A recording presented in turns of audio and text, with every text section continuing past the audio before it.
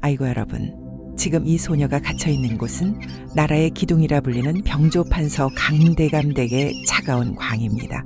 칠흑 같은 어둠 속 굶주린 쥐떼가 사각거리며 발밑을 기어다니고 있었죠. 살려주세요. 어머님, 제발. 제가 잘못했습니다. 제발 물 한 모금만. 소혜의 목소리는 어둠 속에서 메아리쳤으나 아무도 대답해주지 않았습니다. 그녀는 오직 추위와 굶주림만을 친구 삼아야 했죠. 내년이 감히 내 귀한 딸에게 대들어? 어미 죽이고 태어나더니 네 동생까지 잡아먹을 셈이냐? 너같이 더러운 애구는 마땅히 굶어 죽어야지. 물 한 모금도 기대하지 마라. 아, 믿기십니까? 이 아이가 바로 이 집의 주인 대감이 가장 사랑하는 여인으로부터 얻은 첫째 딸 소혜였습니다. 어찌하여 이 소녀는 이리 참혹한 곳에서 애군이라 불리며 버려지게 되었을까요? 그리고 저 소녀에게 모진 말을 내뱉는 저 여인은 누구일까요? 이 모든 비극의 씨앗은 소혜가 세상에 태어났던 그 슬프고 잔인한 밤에서 시작됩니다. 이제 그 원망과 저주가 시작된 비극의 순간으로 거슬러 올라가겠습니다. 병조판서 강문서 나으리는 문무를 겸비한 분으로 조정에서도 강직하기로 소문난 선비였고 백성들에게는 공정한 관리로 존경받았습니다. 허나 그의 마음속 가장 귀한 자리에는 늘 그의 아내 정한당 이씨가 있었습니다. 이씨 마님은 단아하고 지혜로운 분이셨습니다. 대감과 마님은 세상이 부러워할 만큼 아름다운 사랑을 나누었죠. 마님은 대감의 아내일 뿐 아니라 그의 영혼의 동반자였습니다. 밤이면 서재에서 시를 함께 읽고 세상 돌아가는 일을 의논하며 서로의 마음을 나누던 부부였다는 이야기입니다. 여보, 오늘 대전에서 상감께서 나에게 물으시길 대감, 그 일은 이렇게 아르시면 어떨까요? 백성을 먼저 생각하시는 것이 상감의 뜻이실 테니. 이씨 마님은 대감에게 현명한 조언을 아끼지 않았고 대감은 마님의 말에 귀 기울이길 즐거워했습니다. 그들의 사랑은 뜨거운 열정만이 아니라 깊은 신뢰와 존경으로 이어져 있었답니다. 허나 그들의 지극한 사랑이 낳은 첫 아이가 세상에 빛을 보려던 순간 안채에는 비극이 닥치고 말았습니다. 이씨 마님은 몇 시즌을 넘기며 난산에 시달리고 있었습니다. 출산의 고통은 그녀의 생명을 갉아먹고 있었고 굵은 빗줄기보다 더 진한 식은땀이 그녀의 얼굴을 적시고 있었죠.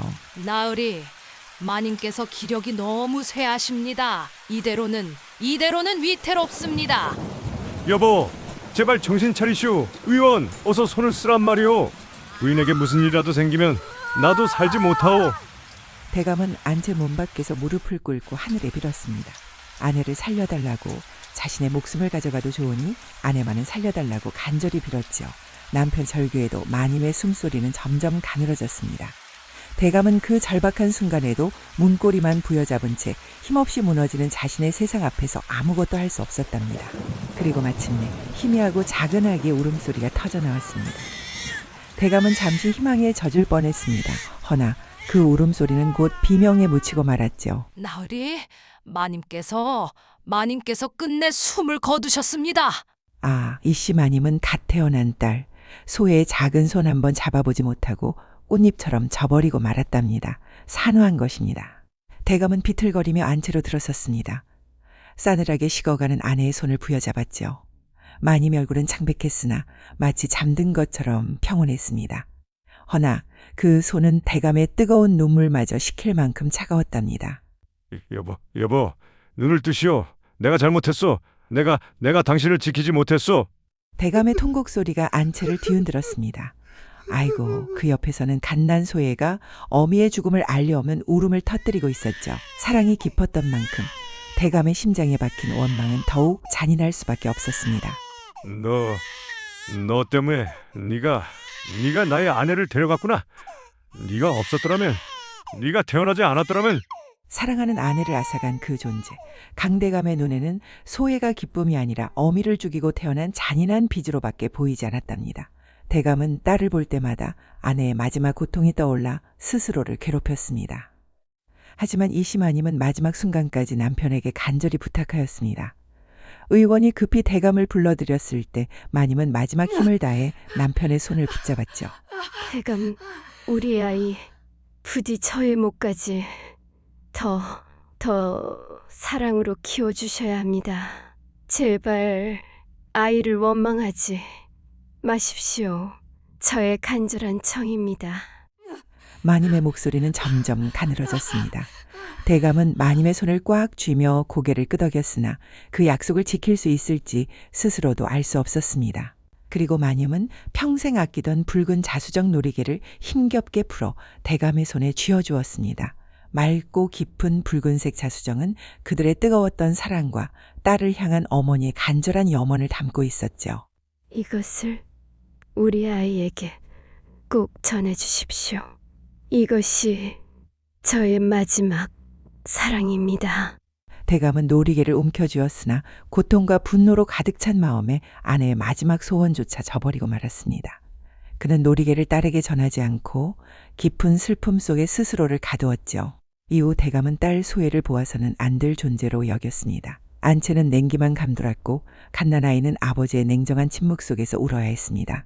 허나 피부치를 내칠 수는 없었기에 대감은 소혜를 돌봐줄 유모를 들이기로 결심했습니다. 어찌합니까? 이것이 바로 이 비극의 불길에 기름을 끼얹는 치명적인 선택이었답니다. 그리고 유모로 들어온 여인이 바로 김씨였습니다. 그녀는 대감의 슬픔이라는 구멍을 누구보다 영리하게 꿰뚫어본 교활하고 야심만만한 여인이었죠. 소인, 오늘부터 아기 씨를 모시게 된 김가입니다. 나으리, 소인이 이 아기 씨를 정성껏 돌보겠습니다. 겉으로는 겸손했지만 김씨의 눈빛에는 야망과 욕심이 번뜩이고 있었습니다. 몰락한 양반가 서녀 출신인 그녀는 대감의 슬픔이야말로 자신이 안방을 차지할 절호의 기회임을 알았죠. 김씨는 낮에는 소혜를 돌보는 척하며 대감의 동태를 살폈습니다. 그녀는 대감이 잃은 것은 아내만이 아니라 밤을 지새울 따뜻한 정이었음을 정확히 꿰뚫어 보았답니다. 소혜가 태어난 지 몇 달이 채 되지 않은 어느 겨울밤이었습니다. 대감은 여전히 서재에서 홀로 술잔을 기울였죠. 술은 그의 외로움만 키우고 있었고 바로 그때 김씨는 은밀히 대감의 서재를 향했습니다. 여보, 내가 그대를 잊지 못해서 이 아이를 보지 못하오. 용서하시오. 나의 평생의 짝이여. 그대 없는 세상은 너무나 차갑소. 밤이 되면 그대 목소리가 들리는 것만 같소. 서재 문을 열면 그대가 차를 들고 웃으며 들어올 것만 같은데 허나 아무도 없소. 바로 그때였죠. 김씨는 갓난아이를 재운 척하며 대담하게도 주곤이 씨 마님의 고운 비단 치마를 꺼내 입었습니다. 나으리, 밤이 이리 깊었습니다. 나으리의 도포가 차가우니 이리 두시면 감기에 드실까 염려됩니다. 긴가 나를 홀로 두시오. 나는 술로 그 일을 그리워해야 하오. 이 외로움을 그대가 어찌 알겠소. 나으리, 마님을 향한 그리움이야 어찌 소인이 헤아리겠습니까? 하지만 나으리의 차가운 몸은 누가 돌보겠어요? 마님께서도 나으리가 홀로 이리 서글픈 밤을 보내는 것을 원치 않으실 겁니다. 김씨는 교묘했습니다. 대감을 직접적으로 유혹하지 않고 마치 죽은 마님의 뜻을 대신 전하는 것처럼 말했습니다. 대감의 외로움을 위로하는 척 슬며시 자신의 존재를 각인시켰죠. 물러가시오. 나는 그이에게 죄를 짓고 싶지 않소. 죄라니요. 나으리께서 이리 고통받으시는 모습을 보니 소인의 마음도 아픕니다. 소인이 비록 마님을 대신할 수는 없으나 나으리의 고통을 조금이나마 덜어드릴 수 있다면. 김씨는 슬쩍 대감의 헝클어진 도포를 정돈하는 척하며 자신의 손을 대감의 팔에 닿게 했습니다. 그 순간 김씨의 옷에서 풍기는 익숙한 향이 대감의 혼미한 의식을 완전히 잠식했죠. 대감은 눈을 뜬 것인지 감은 것인지 알 수 없었습니다. 오직 아내에게서 맡았던 듯한 착각을 불러일으키는 섬세한 온기와 숨결만이 느껴졌습니다. 여보, 차가워. 춥소. 여보의 옷이 왜 이리 따뜻하오? 가지 마오. 어머, 나으리. 대감의 슬픔과 유모의 욕망이 뒤섞인 그 밤, 서재의 촛불은 바람도 없이 스르르 꺼지고 말았답니다. 그 후 몇 달 만에 김씨는 대감의 아이를 임신하게 되었으니 그녀는 이제 유모가 아닌 아이의 어머니로서 안방을 차지할 명분과 뻔뻔함을 모두 얻게 되었답니다. 대감은 조정의 체면과 자신의 실수 때문에 김씨를 첩이 아닌 계실, 즉 계모로 맞아들일 수밖에 없었죠.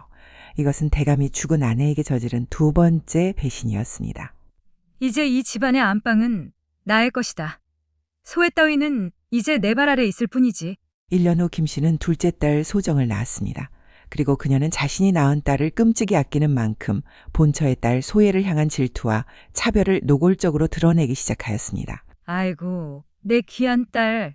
너는 어머니가 살아있으니 이 편안하구나. 저 불길한 아이와는 다르지. 너만이 이 집의 진정한 아기씨가 될 것이다. 소혜가 4대살이 되자 차별은 더욱 교묘하고 일상화되었습니다. 소혜는 늘 낡은 옷을 입고 다녔지만 소정은 화려하고 값비싼 비단 옷을 입고 다녔죠. 밥상 위에 반찬까지도 차이가 났습니다. 저 아이 밥상은 그냥 팥죽 한 사발이면 되었지 않느냐. 귀한 쇠고기 반찬은 소정이가 다 먹어야 마땅하다. 하오나 마님, 소혜아 씨도 나으리의 친딸이 아니십니까? 입 조심하거라. 애군을 몰고 온 아이에게 무슨 귀한 음식이 필요하단 말이냐? 어서 물러가거라. 아이고, 대감은 모든 차별을 외면했습니다. 김 씨의 곁이 일말의 위안이라 여겼기 때문이죠. 허나 김 씨는 대감이 여전히 죽은 본처를 잊지 못하고 그리워함을 누구보다 잘 알았습니다. 그녀의 질투심은 결국 본처의 유일한 피부치인 소희를 향해 끌어올랐습니다. 그녀는 소희를 집안의 불길한 애군으로 만들어 아버지 스스로 딸을 내치게 만들려 한 것입니다. 아, 이 비극의 독은 대감의 가슴을 파고들기 시작했답니다. 글쎄요, 세월은 무심히 흘러 소혜와 소정은 10대 소녀로 성장했습니다. 소혜는 늘 기가 죽어 빛이 바랬고 소정은 안채를 누비는 꽃과 같았죠. 김 씨는 이제 대감이 가장 약한 부분인 죽은 아내를 향한 죄책감을 집요하게 건드리며 대감의 마음을 완벽하게 조종하기 시작했답니다. 나으리, 소인의 마음이 편치 않습니다. 밤마다 꿈에 마님께서 나타나시는데 자꾸 소혜아 씨에게서 불길한 기운이 느껴진다고 하십니다. 헛소리 마시오, 김씨. 죽은 사람이 어찌 나타난단 말이오.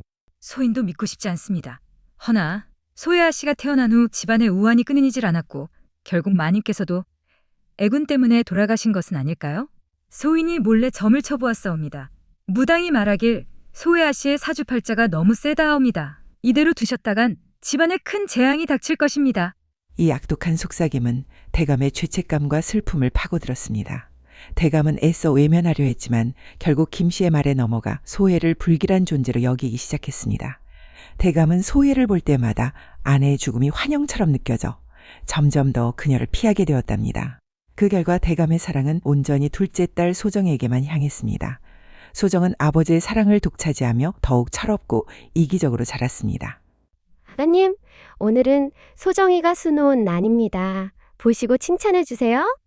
뭐냐, 우리 소정이가 일이 정성이 지극하구나. 침선 솜씨가 점점 정교해지는 것이 대견하구나. 하지만 그 나는 사실 밤늦도록 홀로 정진했던 소혜의 수였죠. 소혜는 어머니를 닮아 손재주가 뛰어나고 필체가 단정했지만 그녀의 모든 노력과 공은 계모의 손을 거쳐 소정의 것이 되었습니다.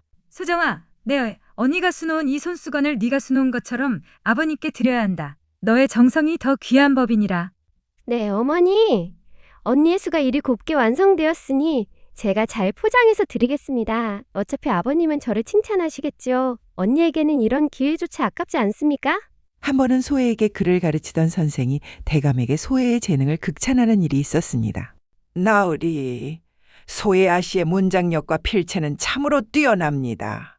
남자 못지않은 재주입니다. 이 아이는 틀림없이 학문의 큰 뜻을 이룰 것입니다. 그리 대단한가? 에이, 별 말씀을요. 사실은 소정이의 글솜씨가 더 빼어난데 그 아이가 하도 겸손하여 언니 뒤에 숨는답니다. 소혜는 그저 심심풀이로 하는 것이지요. 아니옵니다, 마님. 소인이 직접 지켜본 바로는 소혜아 씨의 재능이 선생님께서는 겉으로 드러난 재주만 보시는군요. 재주란 것은 부모가 가장 잘하는 법이지요. 소정이가 더 나은 것을 제가 어찌 모르겠소. 우리 소정이가 언니를 생각하는 마음이 참으로 갸륵하구나. 김씨 딸을 참 잘 키웠어. 대감은 김 씨의 말만 믿었습니다. 그는 소혜에게 눈길조차 주지 않았습니다. 소혜는 아버지의 사랑을 구하려 했었지만 대감의 차가운 눈빛은 언제나 그녀를 외면했습니다. 어느 날 소혜는 용기를 내어 아버지께 자신이 직접 쓴 시를 바쳤습니다. 그것은 봄날의 매화를 노래한 시로 고독한 매화가 홀로 꽃을 피우며 봄을 기다리는 내용이었죠. 소혜는 그 시에 자신의 외로운 마음을 담았습니다. 아버님, 소녀가 아버님을 위해 시를 지었습니다.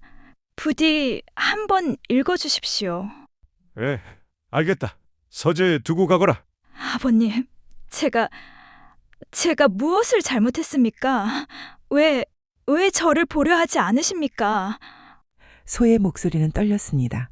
십수년간 쌓인 외로움과 그리움이 한꺼번에 터져나오려 했습니다. 허나 대감은 여전히 고개를 돌린 채였습니다. 너는 어찌 그리 마음을 고쳐먹지 못하느냐? 네 어미에게 모든 것을 들었다. 네가 어찌 동생을 질투하고 시기심에 사로잡혀 동생의 몫을 탐하려 하느냐? 일이 속이 좁고 미련하니 네가 보기 싫구나. 물러가거라. 아, 소혜는 극구중에 심장이 갈기갈기 찢어졌습니다. 아버지가 계모의 새빨간 거짓을 믿고 자신의 인품을 꾸짖는 것이 더욱 잔인했죠. 이제 아버지의 외면은 단순한 죄책감이 아닌 확신에 찬 비난이 되고 말았습니다. 알겠습니다, 아버님. 소녀, 그만 물러가겠습니다. 소혜는 아버지의 서재를 나서며 자신이 쓴 시가 놓인 책상을 돌아보았습니다. 허나 대감은 끝내 그 시를 펼쳐보지 않았습니다. 며칠 후 그 시는 김 씨의 손에 의해 찢겨져 버려졌습니다. 주제도 모르고 아버지의 사랑을 받으려 하다니 내 어미나 원망하거라. 소혜는 어머니의 유언을 직접 들을 수는 없었지만 자신을 모셨던 늙은 여종에게 마님은 세상에서 아기 씨를 가장 사랑하셨고 마지막 순간에도 아기 씨만을 간절히 부탁하셨다는 이야기를 희미하게 들었답니다. 그 말 한마디가 소혜가 이 냉랭한 집에서 버틸 수 있는 유일한 힘이었죠.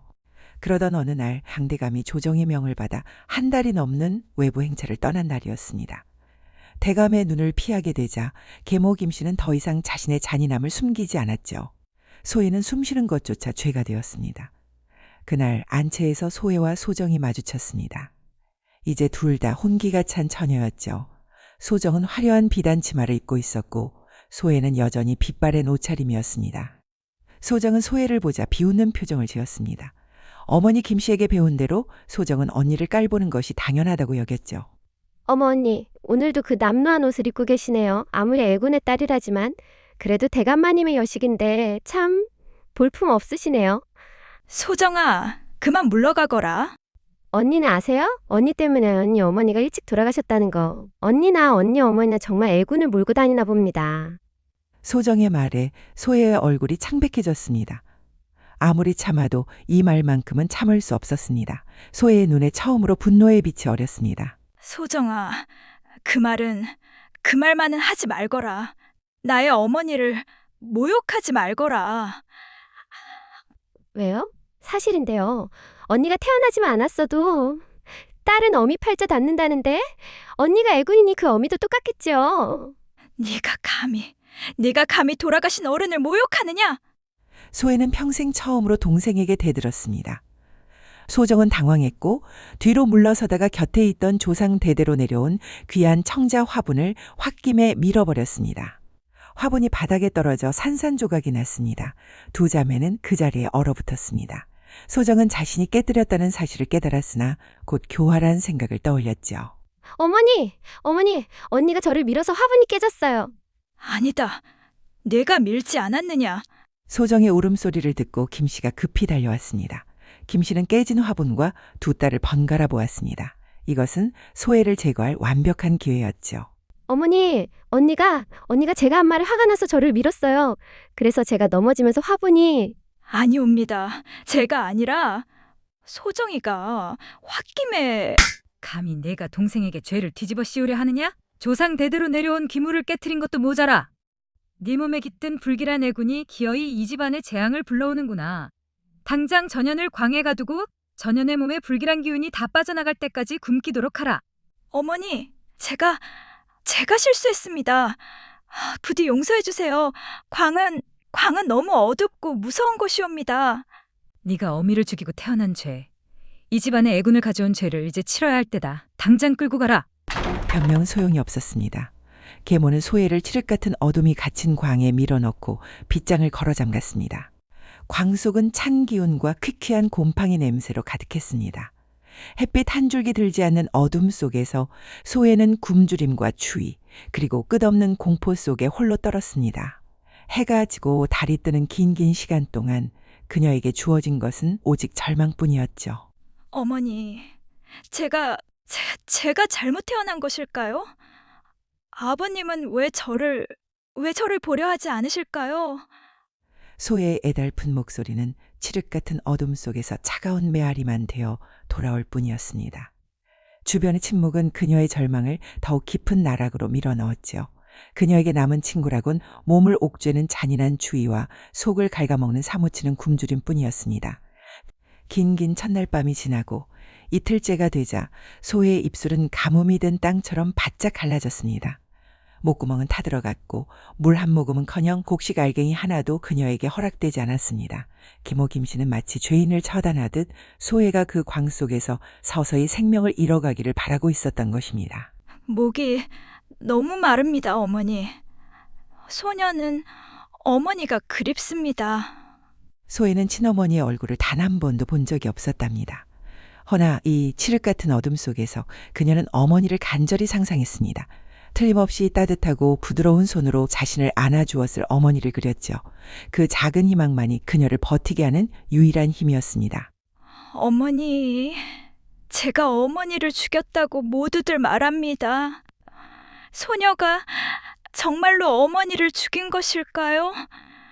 그렇다면 소녀는 어찌해야 합니까? 소희는 자책감에 짓눌렸습니다.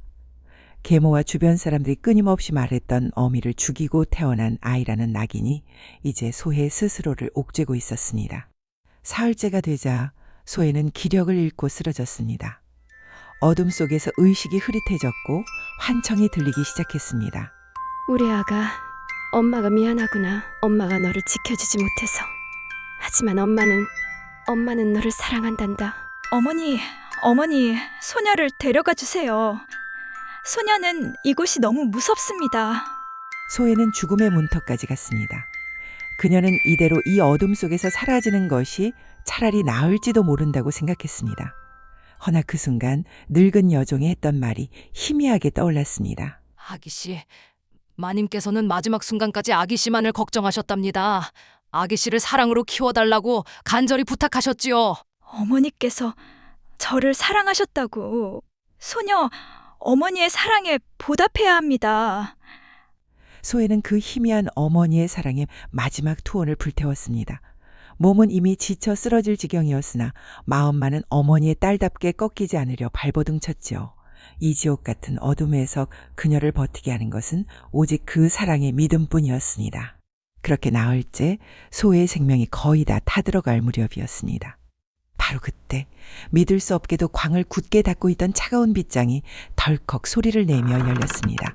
그녀의 고통이 마침내 끝을 고한 것입니다. 아기씨, 정신 차리세요. 어서 일어나셔야 합니다. 늙은 여종이 몰래 광을 열고 소혜를 구해낸 것입니다. 여종은 소혜에게 물과 죽을 조금 먹이고는 급히 속삭였습니다. 아기씨, 제가 들으니 바깥에 큰 손님이 오신답니다. 홍씨 댁에서. 아니, 혼담이 들어왔다는 소문이 있습니다. 마님께서 아기씨를 이대로 두면 흉이 될까 두려워 잠시 광을 열라 하셨습니다. 혼담이요? 소혜는 그 지옥 같은 광에서 비틀거리며 나왔으나 이미 몸과 마음은 깊은 상처로 골가 있었습니다. 계모 김씨는 굶주림에 죽지 않은 소혜를 아쉬워하면서도 들어온 혼담 때문에 마지못해 그녀를 풀어주었죠. 허나 그녀의 눈빛에는 여전히 악의가 가득했습니다. 소혜는 그 혼담이 무엇을 의미하는지 운명을 어떻게 바꿀지 알지 못했습니다. 다만 이 집안에서 자신은 영원히 사랑받지 못할 존재라는 것만을 뼈저리게 깨달았을 뿐입니다. 곧 강대감은 오랜 행차를 마치고 집으로 돌아왔습니다. 물론 소혜가 광에 갇혔던 일은 아버지에게 제대로 보고되지 않았습니다. 계모 김씨는 눈물로 대감을 맞이하며 자신의 악행을 교묘히 숨겼습니다. 저 아이가 끝내 죽지 않았구나. 조금만 더 굶겼더라면 아쉽기도 하지. 하지만 나으리께서는 모르시니 이대로 넘어가야겠지. 대감은 여전히 소혜를 피했지만 김씨의 노골적인 차별에는 마음 한구석이 불편했습니다. 허나 그 불편함을 덜어줄, 아니 그 불편함을 덮어버릴 만큼 엄청난 사건이 터졌답니다. 바로 그 시기 나라에서 손꼽히는 최고 권세가인 홍씨 댁에서 강대감 댁으로 혼담이 들어왔습니다. 홍씨 댁은 왕실과도 깊은 연이 닿아 있으며 그 집안의 도련님 홍성진은 장차 재상이 될 제목으로 칭송받는 인물이었죠. 김씨, 이게 무슨 소리요? 홍씨 댁이라니? 이 집안에 이런 경사가 우리 소정이에게 혼담이 들어온 것이 분명하오. 네, 나으리. 이제 우리 소정이가 명문가의 안주인이 되는 것입니다. 소인이 이 기회를 놓칠세라 은밀히 혼사 진행을 서두르겠습니다. 계모 김씨는 자신의 딸 소정을 시집 보내어 신분 상승을 완성하려 했습니다. 그녀는 기쁨을 감추지 못하고 곧바로 홍씨 댁의 사정을 알아보았죠. 허나 그녀가 몰래 알아본 정보는 청천벽력과 같았답니다. 마님, 큰일입니다. 홍씨댁 도련님이 사실은 병약하여 곧 단명할 것이라는 흉흉한 소문이 파다합니다. 심지어 몸에 심한 불구까지 있다합니다. 계모 김씨는 충격에 빠졌습니다. 자신의 귀한 딸 소정을 곧 죽을지도 모르는 불구자에게 보낼 수는 없었죠. 소문의 진위를 따질 겨를도 없었습니다. 그녀는 곧 이 위기를 기회로 바꾸는 잔인한 생각을 떠올렸답니다. 그래, 홍씨댁의 애군은 마침 애군을 달고 태어난 저 아이에게 보내는 것이 마땅하겠지. 불길한 기운은 불길한 곳에 보내 꺾어버리면 그만이지. 김 씨는 이 흉흉한 소문을 이용하여 강대감을 다시 설득했습니다. 그녀는 대감에게 소혜를 이혼사에 밀어넣어야 할 명분을 교묘하게 제시했습니다. 나으리, 홍씨댁에 흉흉한 소문이 돌고 있습니다. 우리가 소정이를 어떻게 키웠는데 우리 소정이는 아니되옵니다. 소정이는 안 돼요. 홍씨 댁에 권사를 물을 수도 없고 내가 소정이를 그런 위험에 밀어넣을 수는 없지. 나으리, 허나 이혼사를 거절하면 혹여 우리 집안이 홍씨 집안의 미움을 살까 두렵습니다. 아버지, 저 시집 안 갈래요. 전 평생 아버지 모시고 살고 싶어요. 아이고, 우리 딸, 이 아비가 너만큼은 꼭 지켜주마. 나으리, 소인이 알아본 바에 의하면 소혜아 씨의 사주가 강하여 홍씨 집안의 애군을 물리칠 수도 있다 하옵니다. 강대감은 끝내 비겁함과 둘째 딸 소정에 대한 집착에 눈이 멀었습니다. 그는 소혜를 벼랑 끝으로 밀어내면서도 오직 가문의 안위와 소정의 행복만을 계산했습니다. 소혜의 희생은 그에게 가장 쉽고 당연한 선택이었을 뿐이었죠. 좋았어. 소혜를 보내도록 하시오. 소정이만큼은 지켜야 하오. 앞서사 소혜에게 떨어진 것은 그야말로 청천벽력과 다름없었답니다. 그녀는 이미 애군의 아이라는 낙인이 뼛속 깊이 박혀 아버지의 외면 속에 희생양이 될 수밖에 없었죠. 그녀의 세상은 완전히 무너지고 말았습니다. 홍시댁 혼담은 결국 성사되었고 모두가 소혜의 불행한 운명을 기정사실로 수군거렸습니다. 허나 어찌하시겠어요? 이 모든 비극은 소혜의 친정어머니의 벗이 교묘하게 깔아둔 구원의 덫이었으니 이야기는 절망을 넘어 기막힌 반전을 향해 치닫고 있었죠. 아, 불길한 소문 속에서 결혼식 날이 칼날처럼 다가왔습니다. 계모 김씨는 마치 재앙을 내보내듯 형식적으로 혼수만 챙겨 소혜를 서둘러 시집 보내려 했죠. 소혜는 이 비참한 운명이라도 마지막 도리로 받아들였습니다. 그날 밤 그녀는 십수년간 냉랭했던 아버지 강대감에게 마지막 하직 인사를 올리기 위해 떨리는 가슴을 안고 서재문 앞에 오래도록 서 있었습니다. 아버님, 소녀는 아버님의 딸입니다. 비록 아버님께서 소녀를 보지 않으시더라도 저의 마음은 항상 아버님을 그리워했습니다. 소혜는 용기를 내어 문을 두드렸습니다. 아버님, 소녀 소혜옵니다. 하직 인사를 올리고자 합니다. 들어오너라.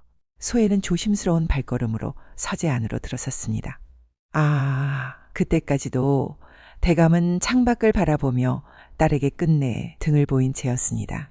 소혜는 그 넓은 등을 마주했습니다. 한 번도 안겨본 적 없는 아버지의 품을 떠올리자 이 아버지의 공간이 그저 차가운 등만이 존재하는 가장 외로운 곳처럼 느껴졌답니다. 왔느냐? 예, 아버님. 소녀, 내일이면 이 집을 떠나옵니다. 그 전에 아버님께 하직 인사를 올리고자 왔사옵니다. 소혜는 떨렸으나 애써 평정을 유지했습니다. 대감은 여전히 창밖을 바라보며 차가운 침묵을 지켰습니다. 부디 만수무강하십시오, 아버님. 소녀는 아버님의 딸로 태어난 것을 한 번도 후회한 적이 없사옵니다. 그 말에 대감의 등이 아주 미세하게 떨리는 듯 했으나 곧이어 냉정한 아버지의 태도를 고수했습니다. 나는 내 어미를 잃은 슬픔에 너를 볼 수가 없었다. 너는 네 어미를 앗아간 그 순간을 내게 상기시키는구나. 나는 네가 싫구나. 아이고, 소혜의 심장은 그 잔인한 한마디에 갈갈이 찢어지는 듯 했습니다. 아버님, 소녀는 그래도 아버님을 원망하지 않으려 했습니다. 나는 소정이가 걱정된다. 네 혼사 때문에 소정이의 혼사까지 망쳐서는 안 되니 너는 그저 조용히 너의 길을 가거라. 대감은 침묵 속에서 잠시 망설이다가 십수년간 감춰두었던 서랍을 열었습니다. 그것은 바로 소혜의 어머니 이씨 마님이 마지막 순간에 남긴 붉은 자수정 놀이개였습니다. 놀이개는 그 긴 세월 동안에도 변치 않고 맑고 깊은 붉은 빛을 띠며 어머니의 영원한 사랑을 증명하고 있었습니다. 네, 어미는 마지막 순간까지 너를 사랑했단다. 이것을 너에게 주라 했으나 나는 전해주지 못했다. 가져가거라. 어머니께서 소녀에게요. 아, 마침내 붉은 놀이개가 소혜의 손에 닿는 순간 그녀의 온몸에 뜨거운 전율이 흘렀습니다. 이것은 십수년의 세월을 뛰어넘은 어머니의 마지막 사랑이었고 자신을 향한 그토록 간절했던 구원의 염원 그 자체였습니다. 가거라. 내 혼례는 아비는 차마 볼 수가 없을 것 같구나. 대감은 끝내 딸에게 몸을 돌리지 않았습니다. 소혜는 아버지의 그 냉정한 뒷모습을 오래도록 바라보았죠. 아, 십수년간 돌덩이처럼 눌러왔던 서러움이 마침내 왈칵 터져나왔습니다. 그녀는 그 자리에 무너져 내릴 듯 깊은 비애에 잠겼습니다. 아버님, 오늘이 마지막 날이옵니다. 그런데도 아버님께서는 소녀 얼굴조차 보아주지 않으시는군요. 한 번만이라도 아버님의 품에 안겨보고 싶었습니다. 소정이는 늘 아버님의 사랑을 받았습니다. 허나 소녀는 평생 아버님께 미운 존재였나 봅니다. 소혜는 그 자리에 무릎을 꿇었습니다. 뜨거운 눈물을 흘리며 깊이 절을 올렸지만 세상에 대감은 그 절조차 보지 않았습니다. 그는 고의적인 냉정함으로 발걸음 소리마저 듣지 않으려는 듯 여전히 창밖만 바라보았죠. 결국 강대감은 비겁한 아버지로 남는 길을 택했습니다. 소혜는 놀이개를 꽉 쥔 채 서재를 나섰습니다. 차갑게 식은 아버지의 사랑 대신 어머니의 따뜻한 유품만을 가슴에 안고 그 지옥 같던 집을 떠나게 된 것이죠. 그 불길함 속에서도 혼례는 잘 진행되었고 소혜가 마침내 홍시댁 안채에 발을 들였을 때 소문 속 불구자 단명할 남편은 어디에도 없었습니다. 소혜를 맞이한 신랑 성진은 훤칠하고 강직한 청년이었죠. 소혜는 경악했습니다. 이 모든 것이 거대한 오해였다는 말인가요? 놀라움도 잠시. 시어머니 정경부인 윤 씨는 소혜를 곧바로 자신의 방으로 불렀습니다. 구원의 진실이 마침내 밝혀질 순간이었답니다. 소혜야, 내가 고생이 많았구나. 드디어 네가 이곳에 왔으니 이제 마음 놓고 울어도 된단다. 어머님, 어찌 도련님께서 그리고 이 집안의 소문은 마치 꿈속에 있는 듯 하옵니다. 윤씨 부인은 따뜻한 미소를 지으며 소혜의 손을 부드럽게 쓰다듬었습니다. 바로 그때 윤씨 부인의 눈길이 소혜의 가슴에 영롱하게 매달린 붉은 자수정 놀이개에 꽂혔죠. 그녀의 눈가에는 걷잡을 수 없는 그리움과 감격의 눈물이 왈칵 고였습니다. 놀이개는 친구의 마지막 맹세를 기억하고 있었답니다. 아, 이것이 바로 붉은 놀이개구나. 내 어머니 이씨가 나에게 보여주었던 우리 둘만의 맹세의 징표니라. 너는 이 놀이개가 너를 이곳으로 이끈 것을 아느냐? 맹세요? 어머니와 어머니께서요? 윤씨 부인은 모든 진실을 털어놓았습니다. 생전에 이씨 마님과 윤씨 부인은 피를 나눈 자매보다 깊은 우정을 나누었고 혹여라도 누구 한 명이 먼저 세상을 떠나면 남은 이가 상대의 자식을 지켜주겠다는 굳은 맹세를 했었다는 이야기였습니다. 나와 내 어미는 어린 시절부터 함께 자랐단다. 우리는 자매처럼 지냈고 서로의 모든 비밀을 공유했지. 우리는 이 놀이개를 함께 만들었어. 이것은 우리의 우정과 맹세의 징표였단다. 우리는 약속했지. 만약 한 사람이 먼저 세상을 떠나면 남은 사람이 상대의 자식을 반드시 지켜주겠다고. 이 놀이개는 그 맹세를 상기시키는 징표였어. 소혜는 놀이개를 바라보았습니다. 이것이 단순한 유품이 아니라 두 여인의 깊은 우정과 약속에 담긴 징표였다는 사실에 전율했습니다. 그렇다면 어머님께서 저를 구하기 위해... 그렇다. 나는 네가 계모에게 학대받고 네 아버지가 너를 방치하는 것을 알고 있었다. 나는 네 어미와의 약속을 저버릴 수 없었지. 그래서 내가 일부러 우리 아들 성진에게 불구와 단명이라는 거짓 소문을 퍼뜨린 것이다. 네? 거짓 소문이요? 윤씨 부인은 계모 김씨의 욕심을 너무나 잘 알고 있었습니다. 김 씨는 자신의 딸 소정에게는 최고의 혼처를 주려 할 것이고 흉흉한 소문이 돌면 반드시 소혜를 희생시킬 것이라 예측했던 것이죠. 윤 씨 부인은 그 계모의 악한 마음을 역이용하여 오직 소혜만이 이 구원의 혼담을 받도록 유도했던 것입니다. 윤아, 우리 둘 중 누가 먼저 세상을 떠나더라도 남은 사람이 상대의 아이를 꼭 지켜주자. 이누리개가 그 약속의 증표가 될 거야. 그래 언니, 약속할게. 언니의 아이는 내 아이와 다름없을 거야. 내가 반드시 지켜줄게. 윤 씨 부인은 눈물을 흘렸습니다. 그녀는 친구와의 약속을 지키기 위해 이 모든 계획을 치밀하게 준비했던 것입니다. 소혜야, 나는 내 어미를 구하지 못한 것이 평생의 한이었어. 하지만 너만은 내가 반드시 구해내야 했지. 내 어미와의 약속을 지키기 위해서라도. 어머님, 어찌 이 은혜를 갚아야 할지. 은혜를 갚을 것 없단다. 너는 이제 내 딸이야. 내 아들 성진의 아내이자 이 집안의 소중한 며느리란다. 윤 씨 부인은 소혜를 따뜻하게 안아주었습니다. 소혜는 그제야 봇물 터지듯 울음을 쏟아냈습니다. 버려졌다고 생각했던 순간에도 어머니의 사랑과 벗의 굳건한 맹세가 자신을 지켜주었음을 깨달은 것입니다. 붉은 놀이개는 단순한 유품이 아니라 천년을 이어온 약속의 증표였답니다. 신랑 홍성진도 어머니의 뜻을 알고 있었습니다. 그는 소혜를 진심으로 아껴주기로 결심했습니다. 그는 소혜의 고통을 이해했고 그녀에게 진정한 가족의 따뜻함을 주고 싶었습니다. 소혜, 이제 그 모든 고통은 끝났어. 당신은 더 이상 혼자가 아니오. 나와 어머님, 그리고 이 집안 모두가 당신의 편이오. 도련님, 아니 서방님, 소첩은 정말로 행복한 것이 맞는지 아직도 믿기지 않습니다. 믿으시오. 이것은 꿈이 아니오.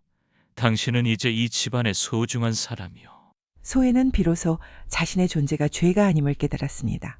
어머니의 사랑, 벗의 의리, 그리고 새로운 가족의 따뜻함 속에서 소혜는 새로운 삶을 시작할 수 있었답니다. 시아버지와 시어머니, 그리고 남편 홍성진의 따뜻한 보살핌 속에서 비로소 소혜는 자신의 존재가 죄가 아님을 깨달았죠. 그리고 며칠 후 정경부인 윤 씨는 아들 홍성진 내외를 데리고 강대감댁을 방문했습니다.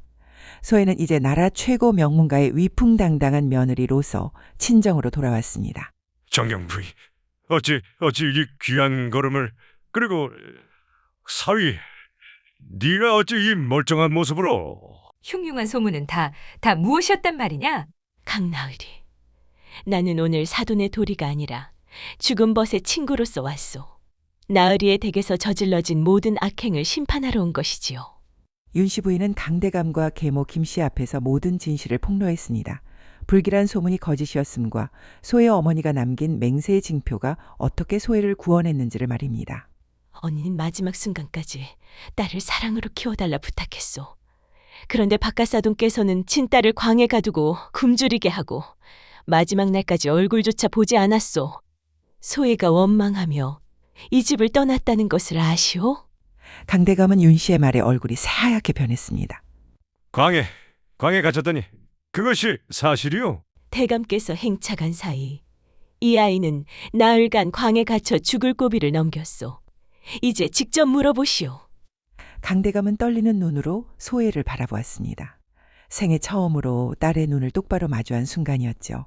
과거에는 늘 주눅들어 땅만 쳐다보던 그 우울함과 빛바랜 그림자가 소혜에게서는 사라지고 없었습니다. 시댁에서 돌아온 소혜는 단아하면서도 형형하게 빛났습니다. 아, 이제 대감의 눈에 들어온 소혜는 마치 죽은 정한당 이시마님이 생전의 위엄을 되찾고 이 땅에 살아 돌아온 듯 했습니다. 대감은 그 자리에 못 박힌 듯 숨조차 쉴 수 없었습니다. 소혜야, 네가 정말 광에 갇혔느냐? 예, 아버님. 나흘간 갇혀 있었습니다. 나으를. 네가 그 어둡고 무서운 곳에 왜 말하지 않았느냐? 소녀는 아버님께서 찾아주실 줄 알았습니다. 하루가 지나고 이틀이 지나고 사흘이 지나도 아버님께서는 오시지 않으셨죠. 대감의 얼굴이 일그러졌습니다. 소녀, 그때 깨달았습니다. 아버님께는 제가 없는 것과 다름없다는 것을. 소혜야, 나는 몰랐다. 아버님께서는 늘 모르셨지요. 제가 춥고 배고픈 것도, 그리고 외로운 것도 그저 소정이만 걱정하셨지요. 아니다. 아니다. 나는 마지막 날 하직 인사를 올렸을 때도 아버님께서는 끝내 소녀의 얼굴을 보지 않으셨습니다. 네가 싫다고 하셨죠. 소녀, 그 말이 가장 아팠습니다. 아이고, 강대감은 그 자리에 털썩 무릎을 꿇고 바닥에 주저앉았습니다. 이제야 깨달은 것입니다. 자신이 애군이라 외면했던 딸의 얼굴에서 평생 그리워했던 아내의 모습이 그대로 되살아났음을 말입니다. 대감은 떨리는 손으로 자신의 얼굴을 감쌌습니다. 내가 무슨 짓을 저질렀는가? 그는 소혜에게 행했던 모든 비정함이 곧 아내의 마지막 유언을 짓밟은 죄였음을 깨달았습니다. 10수년간 외면했던 딸의 눈빛이 그를 영원한 회한의 구렁텅이로 몰아넣는 듯 했습니다.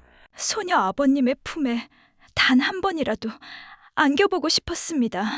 하지만 아버님께서는 평생 소녀를 안아주신 적이 없으셨지요. 소혜야, 용서해다오.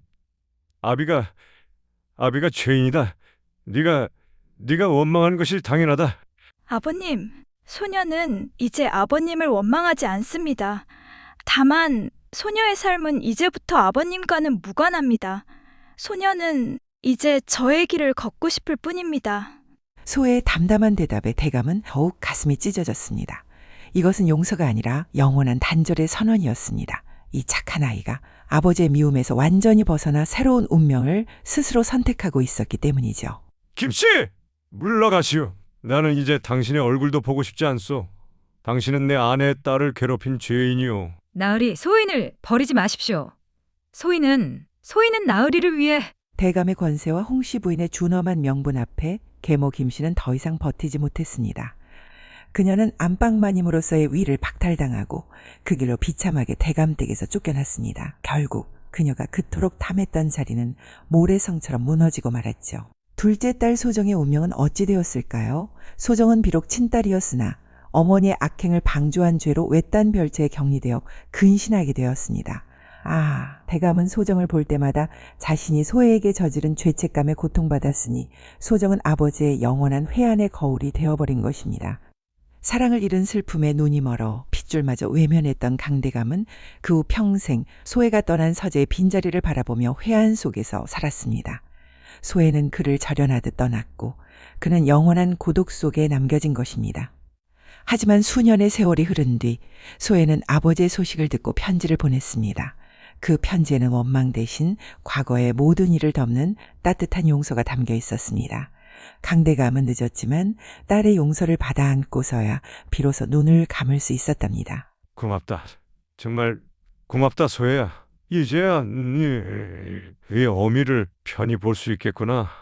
강대감의 눈이 감기는 순간 그의 얼굴에는 10수년 만에 평온한 미소가 떠올랐습니다.